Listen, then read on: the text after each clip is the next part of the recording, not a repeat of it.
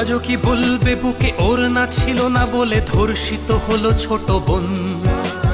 8 বছরের ওই ছোট্ট শরীরে যৌন লালসা করেছ পূরণ।